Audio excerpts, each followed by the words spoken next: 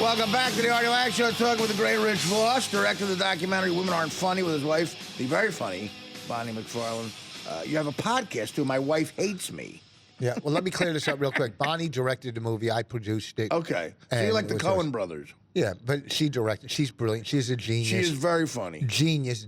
Yeah. Just writes. But our podcast, look, we set up two mics in our living room and just. Is it you and Bonnie? Yeah. Okay. Yeah. Well, I listen to that. I hear about this Bonnie.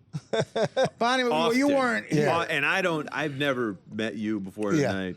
Can you fill me in a little bit? First of all, she's adorable. She's Second of all, amazingly funny. Yeah, she's very funny. Because I hear about her a lot. Yeah. Yeah. Well, I recently What, did. in which way? In comedy or in She gets around, Rich. I recently did a roast of Anthony Bourdain, the chef, last November for the comedy festival, and it was me, it was Jim Norton, a couple of the people, and Jimmy and I did our thing. Jimmy was hilarious. She stole it. Was better than anybody. Destroyed. She got a book deal from it. Did she really? Yeah. She should. And Bourdain even said, because I had been to other roasts where he was there. He's a fan of that stuff. He even said at the end, she stole the night. So she's just great. I'm so glad the stuff I wrote worked. No, I'm sure you probably. No, What? Do you guys collaborate at all with stuff? Once in a while on a roast we will. Not a on little. stand up, but no. Well, we'll go. You like try to help out. We're completely different stand-ups. Right. She's, the clever type stand-up, and I've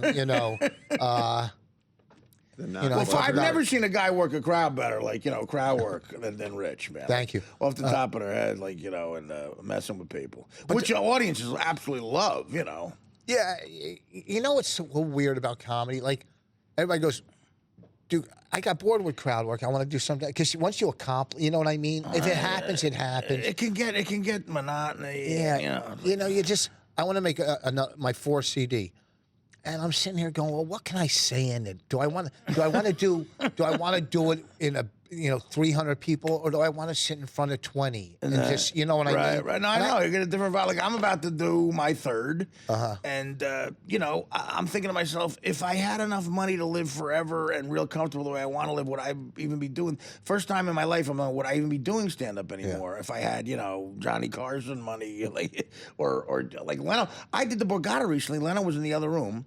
Yeah. And he came to my show to watch the last 10 minutes of it, and he you want to get a pizza afterwards? I never met him before. And I had pizza. He bought me dinner, nicest guy, but I'm like, and he's famous for that thing of like, I don't spend my, then I had Joe money, blah, blah, blah. And I'm like, do I love it that much? I'm like, no. And yeah, right. What do I say in this one? Everybody knows what they need to know about me already. There's some new stories here, new observations, but what am I going to say? Well, but the difference between comedy and anything else, you're never done if you want to look at it that way. You know what I mean? You could go, I'm just not done. Well, if you're a real good comic and a truly funny person, as the world changes, you look at. Like I remember Dice. I opened up for Dice about 7 years ago. $50? Real high. That's a whole legendary Stern episode where we had an argument about it. But anyway, I mean, I love the guy. I think he's amazing. But I went and I opened up for him in 3 venues. They were all like 5,000 seaters, and one was at Hampton Beach Casino up in New Hampshire. And the crowd kept yelling out, do the poems. And when they would take a lull here, and Dice, is a pro. He didn't walk off stage. He was like, he dealt with it, did his time, killed, and we all got paid. But, when I hadn't seen him do stand-up in a long time, and he was about Sex and the City was going off the air, and he was talking about Sex and the City, and I'm yelling out. I feel like yelling at the crowd. I wanted to yell at them. Like, it's Dice Clay. Wouldn't you love to hear his view on something like Sex and the City, where like women are taking over television and like wouldn't you love to hear that? I'd love to hear it. And it was you heard a little bit of it. It was brilliant, but they just kept yelling. And and to me, he's a truly funny person. If you are, as the world changes, you like you said, you're never done. You keep coming up with new stuff. Yeah, I mean, and you look back at the horror stories like that.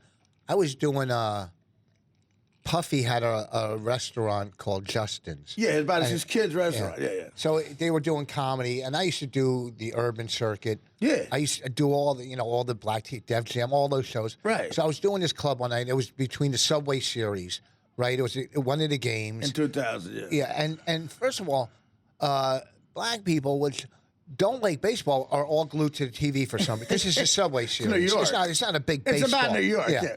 So I go on stage after that. The show starts at 12, and I'm doing real well. And then I start bombing because an urban audience will love you or turn on you in a second. Absolutely. And I'm bombing. I'm bombing, and I hear the siren from. I hear the siren from the Apollo. You know. So I snap. That's fun. I snap on. I snap on stage. I go, really? I go. Let me tell you what I've accomplished in life. Okay. I got 2 kids. I got 17 years sober. I've been on HBO. I've done this. What have you accomplished? The whole room went silent. I walk up the stage, and it was Puffy giving me the siren. What have you accomplished? Hey, let's say the room that you're working in. Let's say I own where you're working. But the stories in comedy. That's a great one. There's so many great stories in comedy. Like there's not too many great executive Nintendo stories. When you're sitting around. My comparable one with that was I'm doing a set at the comic strip on a Saturday night, and it happened to be the week that Chris Rock was hosting the VMAs, and I guess all you guys were probably writing for him, and he was going around to all the clubs, and he was doing the set. Testing it out the night before. So I'm on stage at the strip, and I was supposed to do 15 minutes, whatever it was, like a normal set. And like 10 minutes into my set, maybe 8 minutes into a 15-minute set, the manager, I see the light, and the manager's going, get off stage right now.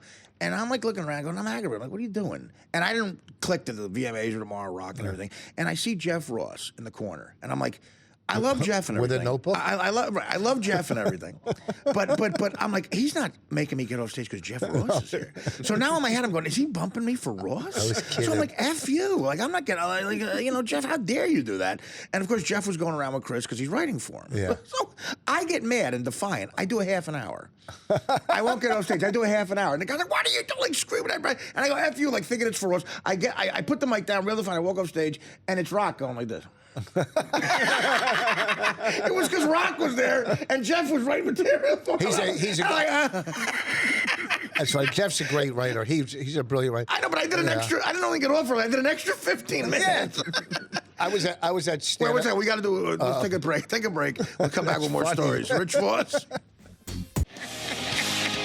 Yeah, we're here with the great Rich Voss. Women Aren't Funny is a documentary you got to look for. You got anything coming up? You want to any dates you want to plug? Well, we got the podcast. My Wife Hates Me on riotcast.com. There's so many good podcasts on this network. Riotcast, Florentine, Bobby Kelly. No, those are all good, man. Mandy, who's coming in. I've been on Bobby's, Mandy. Yeah. I'd love to do yours, man. I got to do that. Yeah, well, you know what we're doing? This is what we started for our podcast. And we're going to start doing. We have a marriage counselor come help Bonnie and I. I'd love to hear that. Would you do that? Would you be the counselor? Because we had. I'm in. Florentine was a counselor once, but he was trying to be a real counselor. Of course, Jimmy takes it seriously. He helped us. Real quick, we've got a couple minutes. Tell the Oscar story with Rock. Oh, the Oscar. Oh, okay, the Oscar show. I'm backstage at the Oscar. Okay, I was on this show years ago, American Dreams, right? Where it was about Dick Clark, American Bandstand. I played Lenny Bruce in a scene with a star. I was not saying, oh, there's Lenny Bruce, and I'm playing Lenny. So I'm backstage at the Oscars, right? And I see Dustin Hoffman and Barbara Streisand talking. So I walk over and it's already funny. I turn my back to Barbara Streisand, and I look at Dustin Hoffman and I go, I also play Lenny Bruce. I compared my 4 stupid lines to his Oscar-nominating performance. Okay, yeah. Hey, guess what we have in common? You were up for an Oscar, and I stumbled through 4 lines on American Dreams. Okay. You should have had Bonnie go up to Barbara Streisand and said, I also played Fanny Bryce. That's awesome. See, that stuff like that's priceless. Well, that was the year when you wrote for Chris. Yeah, right? for the Oscar. That must have been amazing. Like all you like motley crew of comics that Rock brought there. That's the best story ever. It was.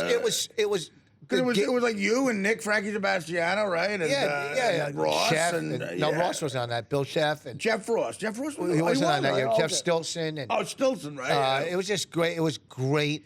You know, Rock, working for him he's brilliant. I'm telling you. The times I've met him, he could not be a cooler, nicer, He's just funnier guy. brilliant, nice. Yeah. He loves comedy. Loves comedy. He's a big fan. He'll talk comedy. And that's what's great about him. He's Yeah. funny. It's funny on and off stage. We got to roll, brother. But thanks, man. This weekend I'm up in Rochester. And you're where? Rochester, I was going to say. Yeah. Okay. Are you at Rich Voss and all that stuff? I guess on Twitter. I guess I'm at Rich Voss on Twitter. Women aren't funny. Check it out. I'm in it. I'm going to look at it. And Rich, come back more, man. I love it here. Okay. The Artie Lange Show right after these words.